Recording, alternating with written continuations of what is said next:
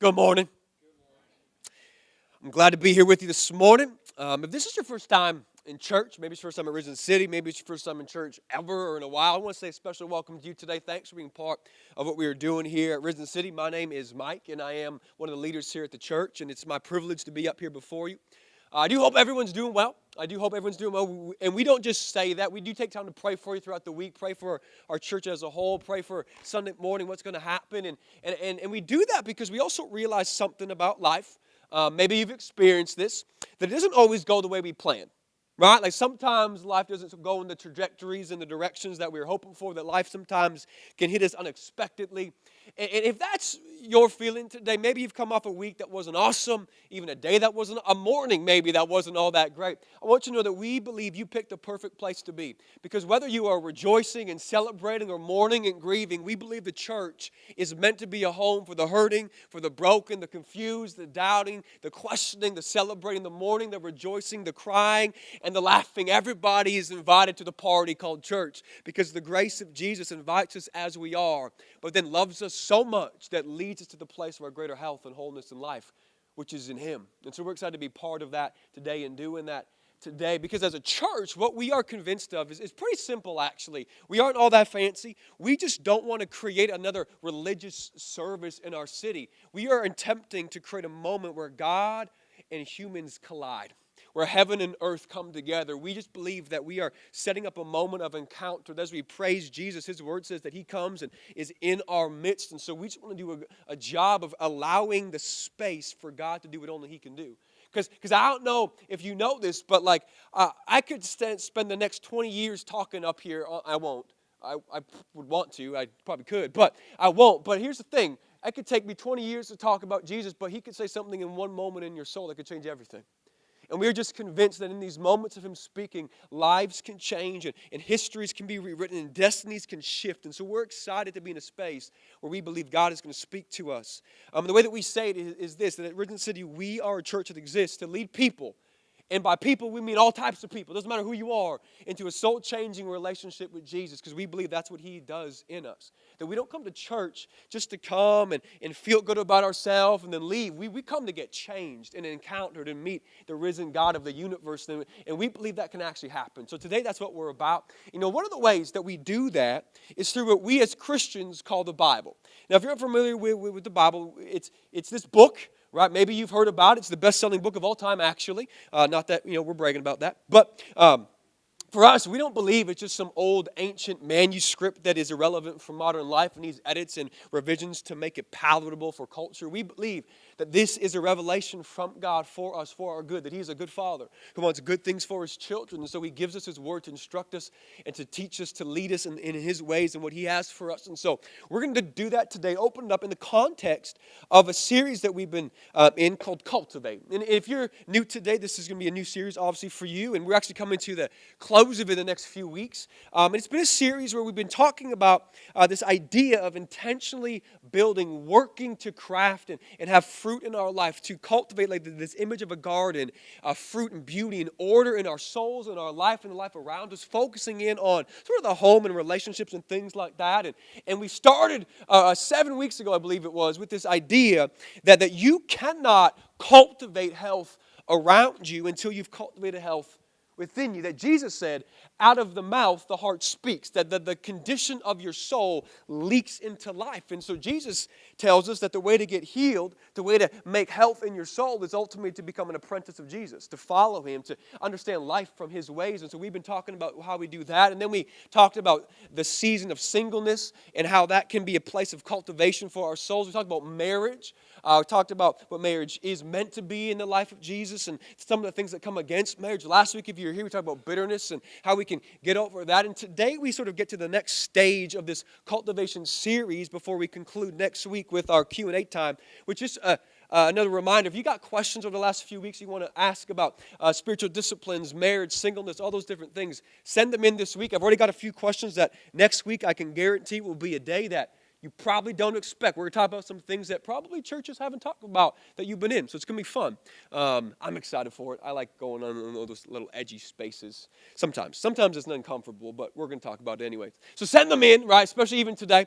We're going to be talking about the home and parenting, and I understand that not everybody in the room is a parent. I get that, but I believe there's some principles and things in here that's going to teach us as a church, as a whole, because we are a community, and there are kids in this church. There's influence that we have as adults over our children in all spaces and spheres of life, and so I want you to lean in today as we go in this. So if you have a Bible, we're going to be in the book of Joshua to start, Joshua chapter 24. If you're unfamiliar with the Bible, then Joshua is found in what we call the Old Testament. It's a part of the Bible where God reveals his heart, his nature through the single story of a people called Israel. And Joshua is one of the leaders, and this is as they're going into the Promised Land. And so chapter 24, I'm going to have it on the screen behind me if you don't have a Bible. If you need a Bible, we will get you one. Just let me know. Chapter 24, verse 14 and 15. So what it says.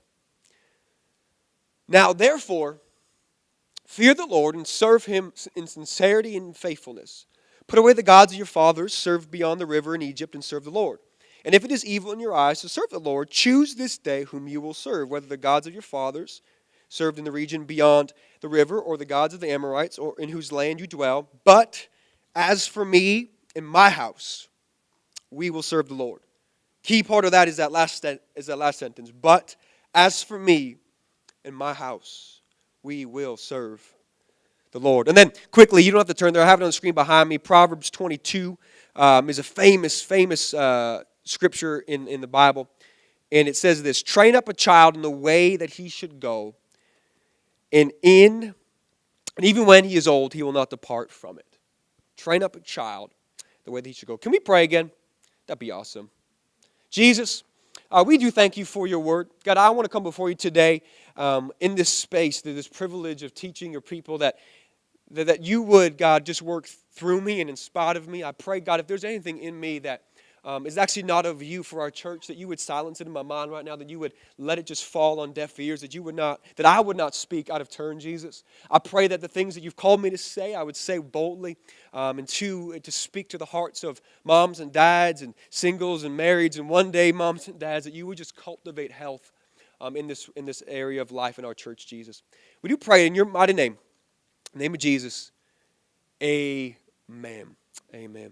I don't know if you've ever noticed, if you've been around children. I've been a dad now for 3 years and a bit. I'm quite the veteran. But I've noticed that children, right, always, and I don't mean like, in hyperbole. I actually do mean it literally. Like, always repeat the things you never want them to. Have you ever noticed that? Right, like growing up, right, and even before I had kids, I never had that bad of a mouth. I was never prone to swear, things like that. In fact, people would make fun of me for not swearing, which I don't know why you make fun of someone for having a good vocabulary, but that's a whole other conversation. But I began to notice that as a Christian, sometimes we have these Christian swear words. You know what I'm saying? Right? We'll say different kinds of words, and I just grew up saying things like that, saying crap and frig. I know that might be a bad one for people, but gotta be vulnerable, right? I use those words sometimes, and I never really realized how bad it was until I had a daughter. Because here's the thing, right? Like when you're just, with your wife and you guys are just talking, you say things, no one really picks up on it. But then there's this story, and I'm slightly embarrassed by it, but Liv was about 18 months, and she was starting to talk. And, we try to teach her the sounds of animals, right? Like say moo for cow and the colors and things like that. And it would take forever for her to pick up on it. But one day we're playing in her room, and I don't exactly know how I hurt myself, but I did, right? And I just said in a moment of sinful anger, right, frig. And then for the next 3 days, all we heard out of her mouth was frig. And it wasn't like she was being mean. She was just saying it over and over and over again. And then I did it again with crap, and that was another bad day. And it always was me. It was never Emily. I don't know what's going on with that. And you begin to realize that maybe I got to tone my language down, because these kids pick up on things so easily, especially when we don't want them to. But here's the thing, as a parent, right, when they become a mirror of me, it's quite annoying. Can we be honest? Right? It's like all the bad parts of me you show the world, but not the good parts. But here's the thing. As annoying as it is, it is quite powerful. We have an opportunity Right? Because we can use this idea of raising our children with a little bit of intentionality to cultivate a place, to cultivate a home, to cultivate a language that cultivates healthy, flourishing children. See, in the book of Joshua, what we read today, Joshua, it's sort of the end of his life, and he's led the people of Israel into the promised land, and he's just brought them through this sort of remembrance of the covenant, and he's making this speech. In the middle of it, he gives them this charge, right? Choose this day who you're going to serve, which, by the way, is a question and a charge all of us have. I don't care who you are in the room, right? We have to answer this question. Who do you serve? Because if you are a human being who breathes air and has a soul, you serve somebody. Whether you articulate it like that, you have a master, you have a God, you have something or someone or some desire that you worship. The question is, who is it? And what is it? Some of us, it's money. Some of us, it's pleasure, it's comfort. Some of us, it's ourself, often, if we're going to be real. But who do you serve? And here's the reason why it's so important. Because the way that you answer that question literally affects every other part of life. The way that you view your marriage, your kids, your family, your future, your success, sex, money, everything gets filtered through this question and how you answer it. Who do you serve? And as a Christian, right, we say that we serve Jesus, that He is our master, He is our king, that we want to follow after His ways, which means everything that He thinks, we want to think, everything He does, we want to do, that we want to live in His example. The question for you today is, who honestly do you serve? Who do you worship? And then Joshua, after he gives this charge out to the people, says this, but as for me and my house, as for me and my home, he stands in this sort of fatherly position and says, as for my family, we will be a family that's going to serve, honor, and love God. Now, and you know, this is one of those famous Christian passages. I don't know if you've been in church for like more than a few minutes. If you've ever been to like an older Christian's home, right? You know this is a famous verse because it's plastered on everything, right? All the church merch has this thing on it. You go to the Christian bookstore, it is lined with mugs and lame pictures and banners and like wooden carvings and frames that are like concrete with little crosses on the corner of it, but like it's engraved with, as for me and my house. Because there's something important in it though, right? We've made it cheesy because, you know, Christian industry making t-shirts was a good idea. But here's the thing. Underneath it, there's something that we need to see, right? That he says that there is this commitment to raise a home, to raise a family that will honor and serve God. Here's what we often forget, that when Joshua said this, he was old. His kids were grown, right? He was an older man. He's led for a while, which leads me to understand this piece, is that he could not honestly stand before the people of God and say, we are going to serve the Lord, if he had not already cultivated a house that was happening in. So the question for me today is this: how do we be like Joshua? How do we do that? How do we cultivate a space where our kids and our homes are cultivated to serve God? And as I said earlier, I know not everyone's a parent in the room currently. I understand that. But on average, right, according to statistics, most of us in the room at one point in our life are going to have a child. Right? Whether that's through natural means or through other means, fostering, adoption, whatever it might be, stepkids. We are going to have children in our life. And even if you're not a parent right now, right, you have kids in your life that you are going to influence. Nephews, nieces, a church, right? That we have places where you're going to influence children. So whether you're a kid or whether you have a kid or not, today's the day where we can get better as a church. Because if you're a parent, we can get better parents. If you're going to have a kid one day, you can prepare better for that. And even if you are a child in the room today, which everyone is because we have parents, right? We also can learn some grace for our parents because of the weight of what it means to be a parent cultivating a life of God. Because here's the thing, as a parent, I have a new appreciation for the sanity of my parents. Because you begin to realize how crazy you were when you see how crazy your kid is, right? So the fact that my mom and dad love Jesus is a good thing because I was a crazy child. I wasn't the worst one. My other brothers were totally worse than I was. But like, you know, they can't defend themselves, so that's what I'm saying. I was a good kid. But here's the thing. Like everything else we've said so far in the series, if you've been tracking with us for the last about 7 weeks, right, this should not come as a surprise to you, right? To cultivate your children, to cultivate a home takes a lot of work. It's not easy. It takes a lot of attention. It takes a lot of effort and time. And this thing we often, I don't think really realize is God in the Bible has so much to actually say about parenting. From the examples that are given throughout the stories to the Proverbs that are full of a little wisdom and pithy statements about parenting to the commands of Paul and the letters, that this idea of raising a home and building a home for children to thrive in is actually deeply connected to the heart of God. And one of the most famous verses we started with it today in Proverbs is this verse that says, train up a child in the way that he should go, and in his old age he won't depart from it. And the verb there, to train, you can think of it like this, that it's instructing, it's discipling, it's leading, it's helping, it's guiding, it is cultivating the heart of a child.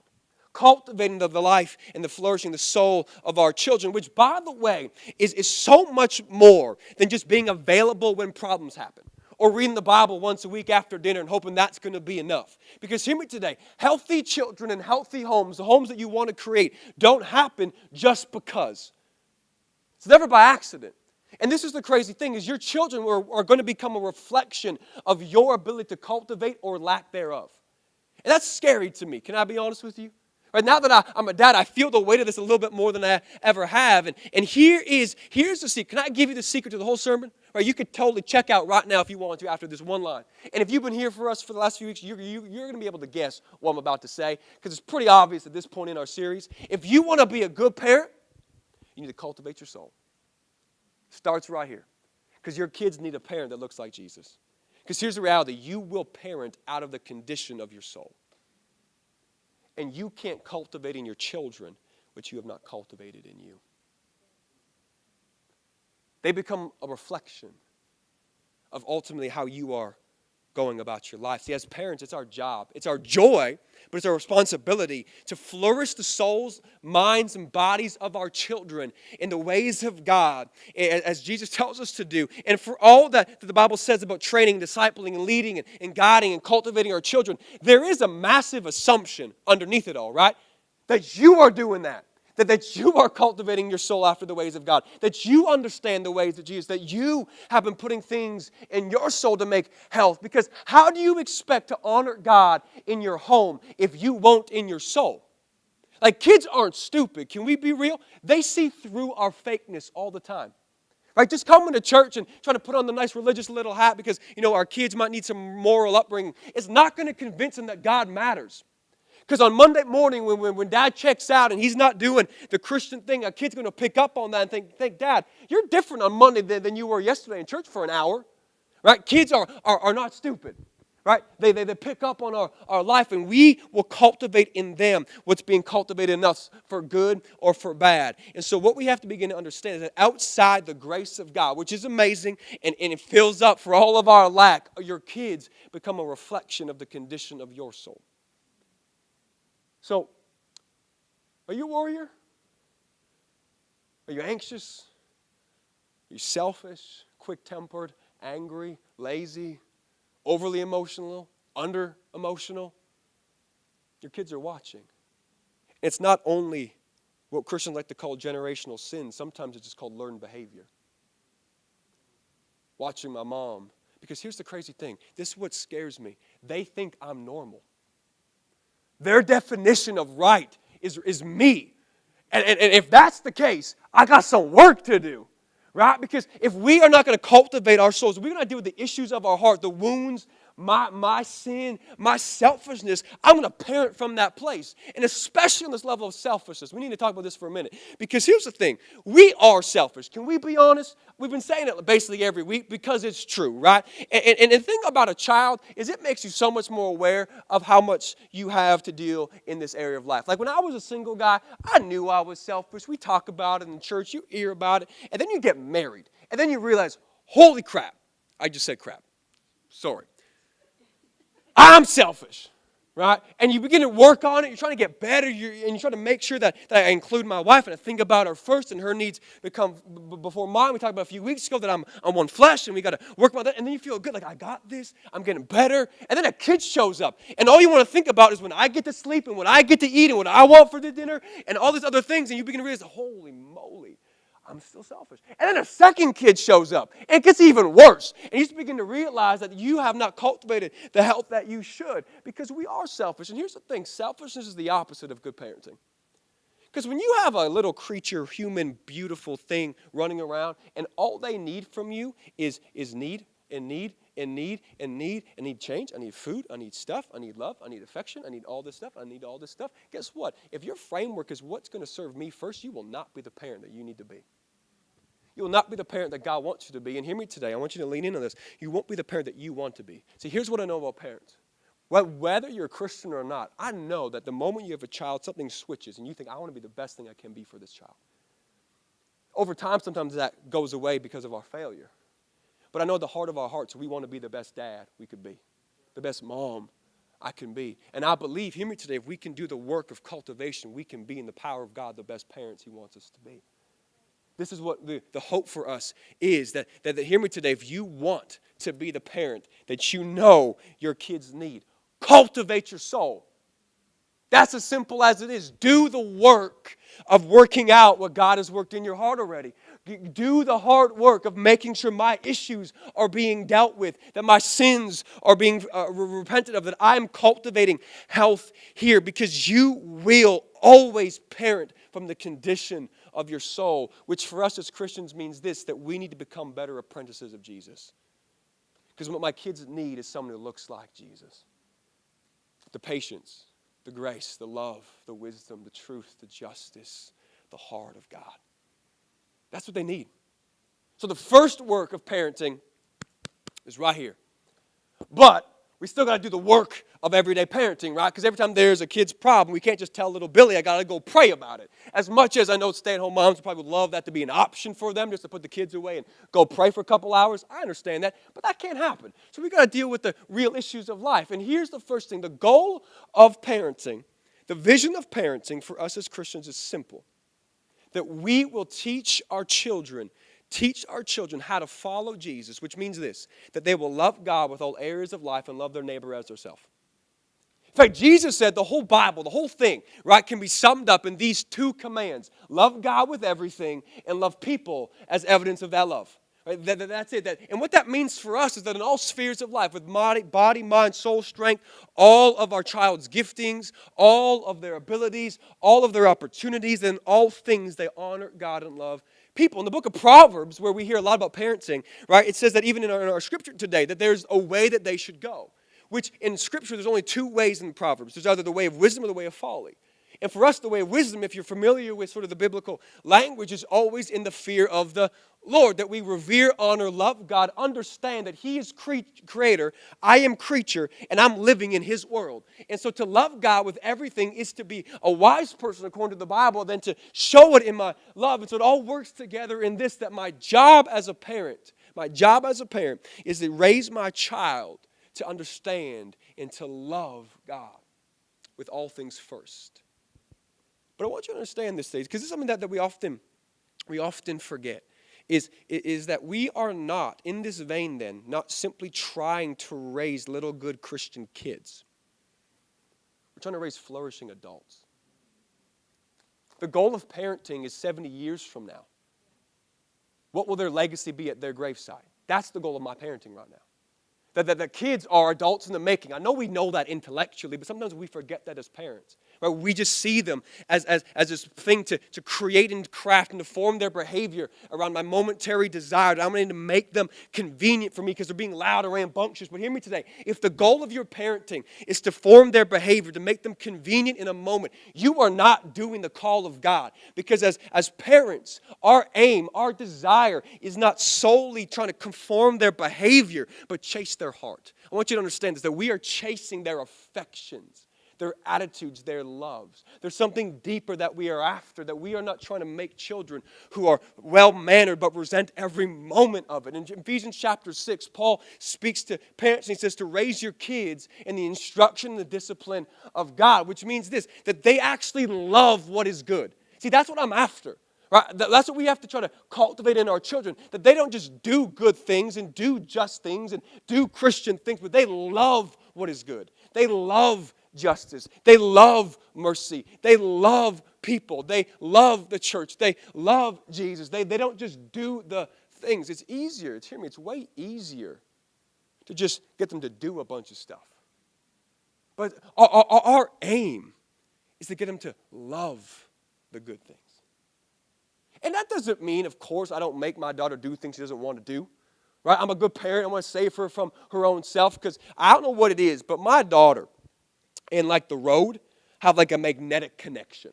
Like if there is road anywhere, it doesn't matter if we're in the driveway, if we're parking lot, or walking literally down the street yesterday, downtown Kitchener. If there is a road, she thinks it's her stage and she wants to dance upon it. And I'm just saying it's cute, but she's going to get her killed, right? So when she wants to do that, I take her off, obviously, right? And she cries, and I want to teach her that, hey, actually safety matters here a little bit more than your dancing, right? But the point is this, that there are sometimes things we don't want to do, but even as adults, we get that, right? Because sometimes we don't do the things that we should. And we have to do things that we don't love. It's called cultivating your soul. It's what we're all talking about the last 7 weeks. That we got to cultivate the affection in our own heart. And for us as parents, we have to understand that although it is way easier to be a dad or a mom that just wants to conform my child's behavior to a standard that I have desired in this moment, or in the opposite, just to neglect and hope for the best, we have to check in deeper than that. We have to get in a little bit messier than that. We have to enter into the space of the child's emotional, habitual states. Because hear me today, children, whether we realize it or not, have all the emotions you have. We often think of them as less human sometimes, but they have all the desires you have. They are sinful little creatures. Can we be real? Right? I love them, but it's true. Right? And they just don't always have the capacity that you and I have to express it. Always have the ability to articulate what's going on in their heart right now. To understand how it's happening. And so we have to do the hard work and the patient work of entering into that space and wanting not simply to correct a behavior, but begin to shape a heart. Form a love around them, because it is my job. It is my job to not make kids convenient in the moment, but to be flourishing adults later on. I will know I'm a good dad in 25 years from now when I see the flourishing of my children. That's what we're after here today. That's what we're trying to get to today. That parenting, ultimately setting my kids up for success in their callings and their marriages and their families. That's what I'm chasing. And for us as Christians, what that means is giving them the knowledge of the mind and of the heart to how to love God and pursue true life. Jesus said, I'll give you life to the full. That's what I want them to know. And by the way, that doesn't always mean that their life is going to turn out. Jesus never promises you and I ease, but peace. So I want my kids to understand that they're going to follow this God in spite of what happens, that they will have peace in the storm because they know that God is near and close, that is what I'm chasing for my children. Now, I want to be real about this because we as parents, right, we can't make our kids ultimately believe or love anything. There's going to be a point where they have to answer that question that we started with, who do you serve today? They're going to have to answer that question for themselves. But hear me today, parents. Although you cannot make your kids love Jesus or love God or believe in this stuff that we believe in, you can't, right? They are free creatures and they get to make those decisions. It is still your responsibility to be faithful to create a home where they can find Him.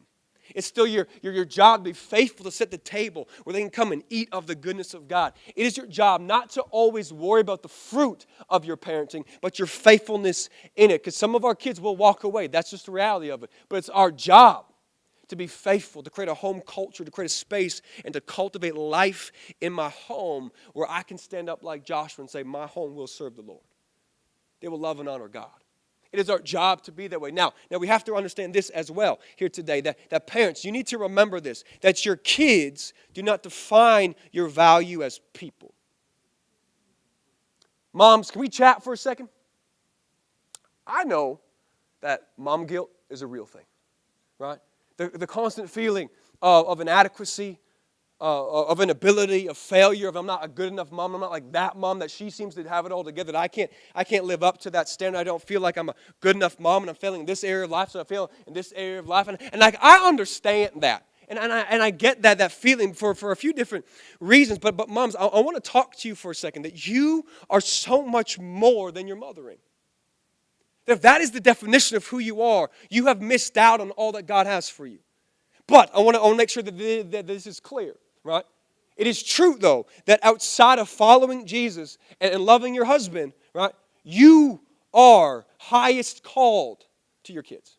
They are your highest calling outside of those three things. And legitimately, one of the most important, impactful things you will give to the earth, one of, not the only one of, are the kids that you will raise. And most moms, I know, as I'm talking to them, feel the weight of that. I want my kids to flourish. I want my kids to be good. I want my kids to grow. I want my kids to be world changers and be successful. But hear me say, Mom, sometimes that pressure makes you sinful.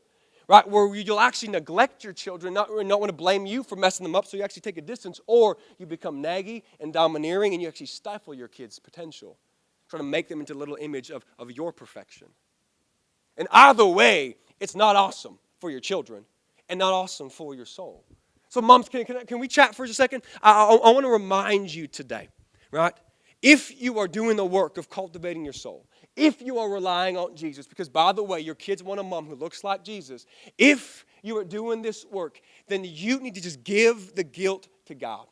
Hear me, you need to go and lay it down with Jesus and let His grace remind you of two things. Number one, you're probably doing better than you think you are in His grace, and because His grace is so good, He's going to fill in all the gaps of your inability to be a mom so you can just rest in the grace of God. Love being a mom again, because your kids don't need Sally to be their mom. They need you to be it. So maybe for a moment, stop following all the mommy blogs, please. Right? Stop following all the Instagram accounts, because I know what they say. I don't have to read them, right? I hear about them all the time. I hear the conversations. And no one will ever say that my way is the best way, but the tone is always that there are many ways to parent, but my way is the best one.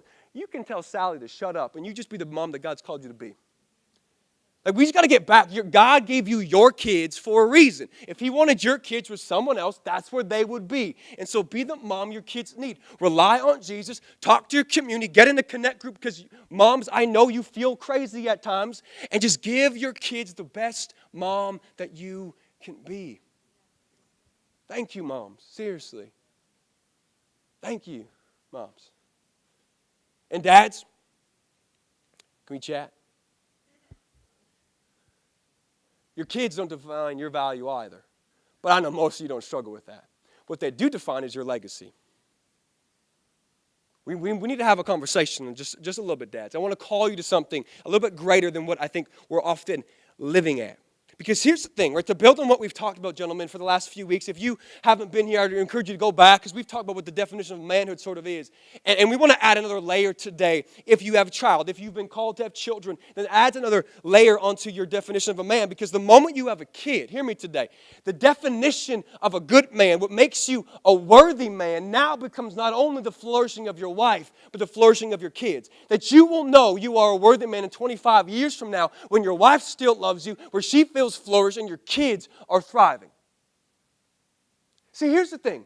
As gentlemen, I can give you, whether you're a single guy, right, a married guy with no children, doesn't matter who you are. If you are a man, here is your calling, all right? To use your space, to use your gift, to use what you are, to be responsible for the flourishing of everyone around you and all spheres of your influence. That is what it means to be a good man. To be someone who takes responsibility for the flourishing of those around me. To benevolently and self-sacrificially lead those who I can to the good of their soul, mind, and body. And dads, that includes your children. And so what that means for us is simply this, that, gentlemen, there should be three voices that you hear only. Jesus is number one, your wife's number two, and your children. Those are the voices that will matter at the end of my life.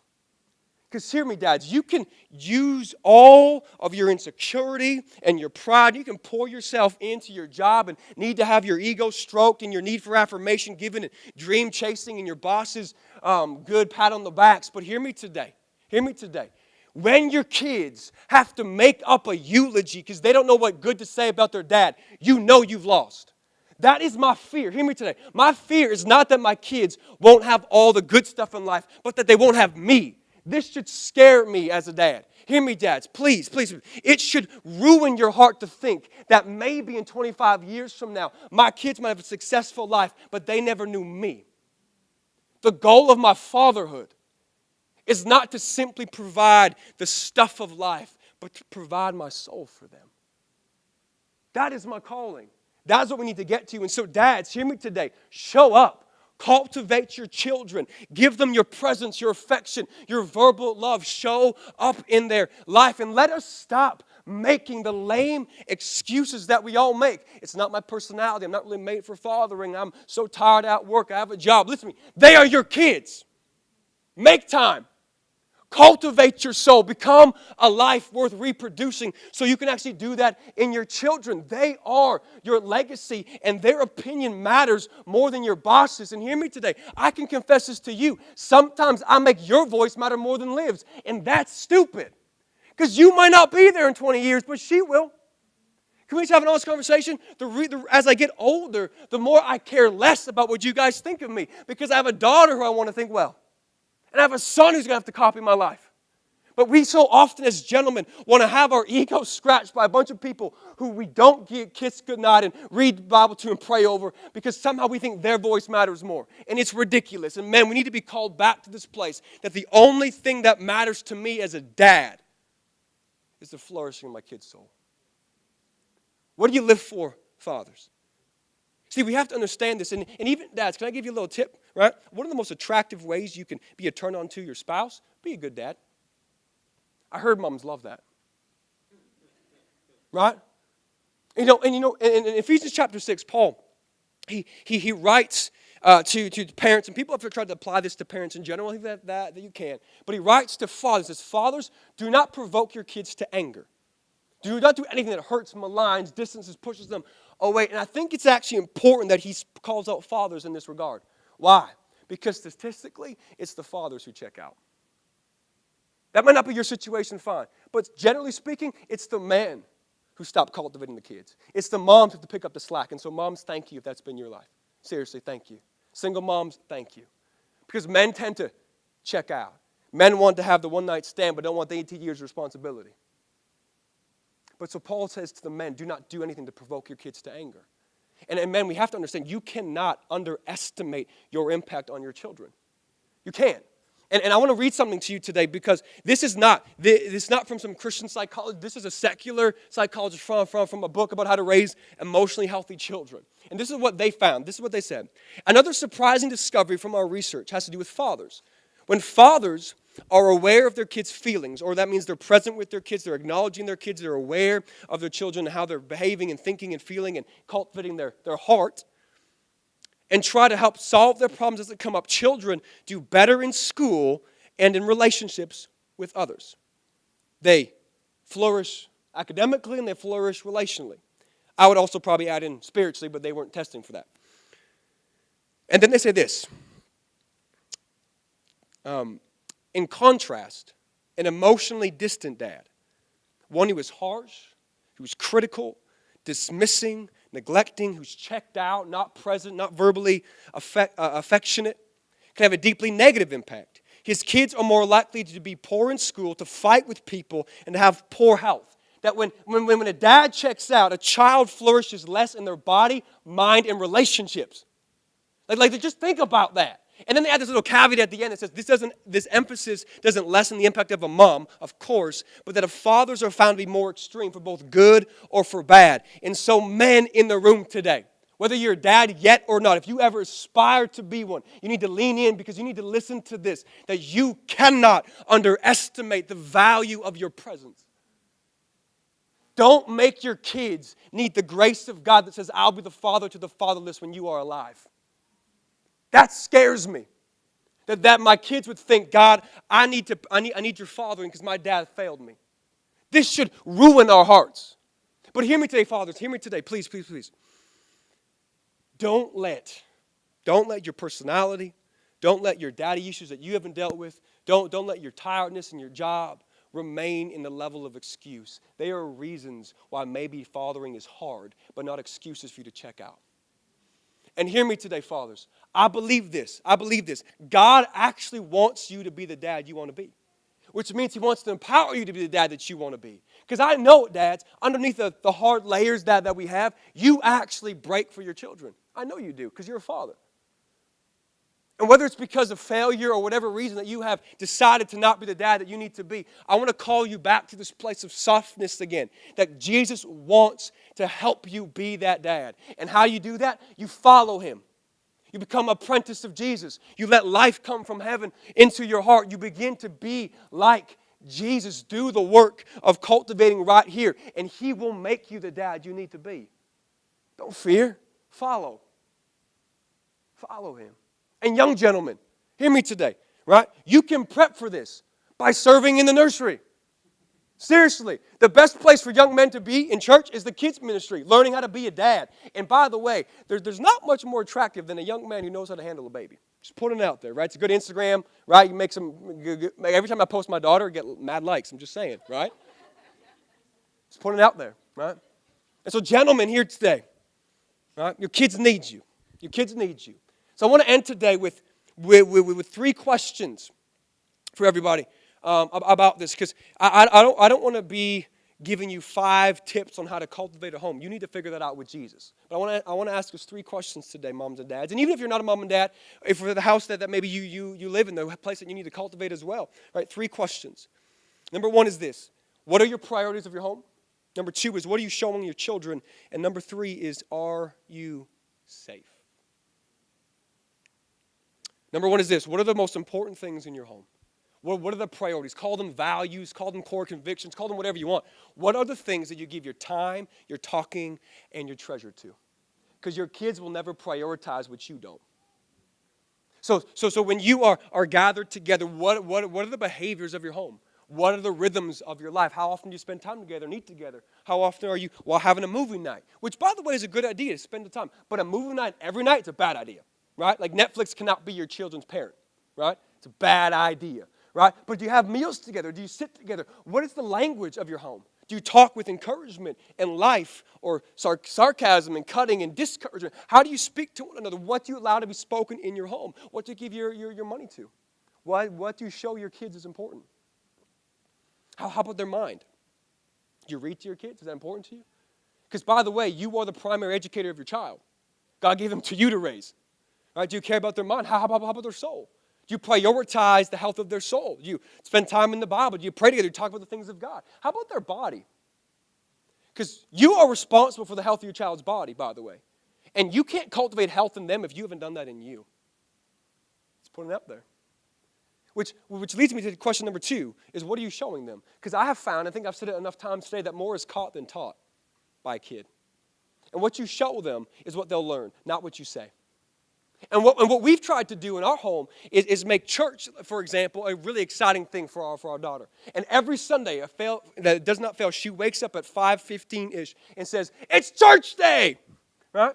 And it's not because we're trying to manipulate our child, but we want to show her that church is a place of excitement, love, and joy. We get to come and serve and be part of God's people. Because she has caught that from us. What are you showing your kids? Because they are witnessing who you are and the condition of your souls from which you will parent, and they will become a reflection of this. What are you showing them? And number 3, and band, you guys come back up. We are going to be done here. Is this: are you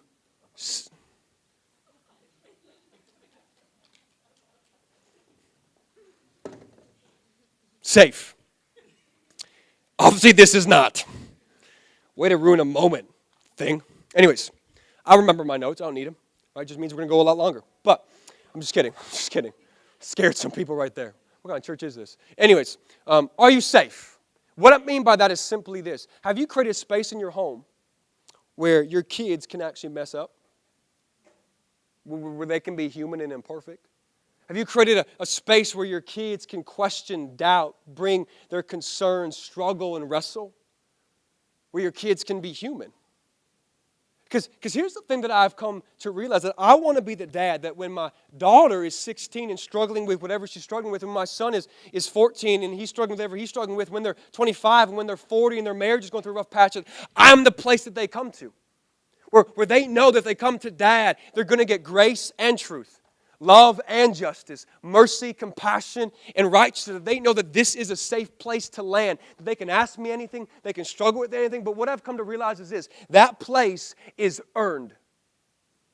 We often think just because I'm their parent, that's what that must happen. No, it's not. Maybe right now, my daughter's 3, so like if I ask her what's up, she's probably going to tell me. But I want to make sure that right now I'm instilling in her the safety that when she's 16, she can still come to me. That place is earned. Are you earning it? How do you react when your kids mess up?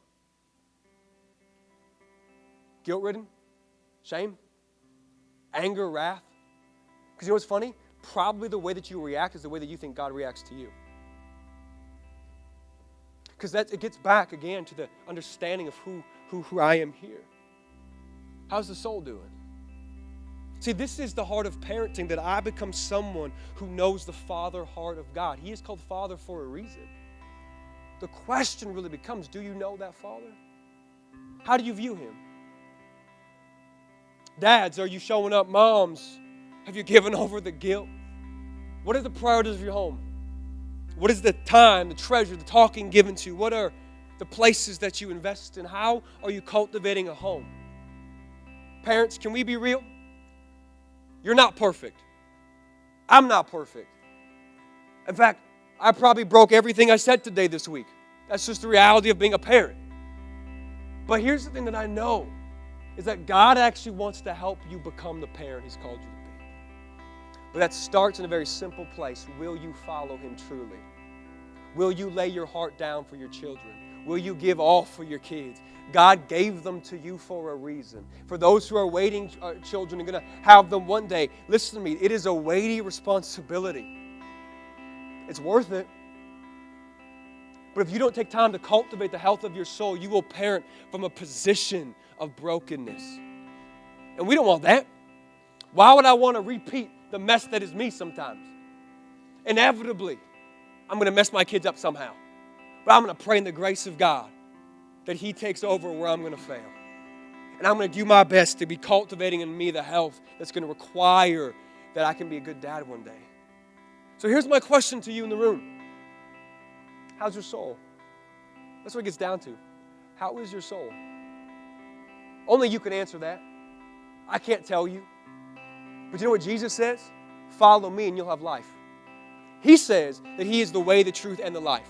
That He gives life to the full. That He is the good shepherd. And that He is the one who gives all good gifts. That He is the place of our healing and our wholeness. Because the thing that makes us broken, by the way, is this thing called sin, which separates us from God, which leads us to a perpetual place of never-ending brokenness in this life and the next. But for the grace of God, He shows up.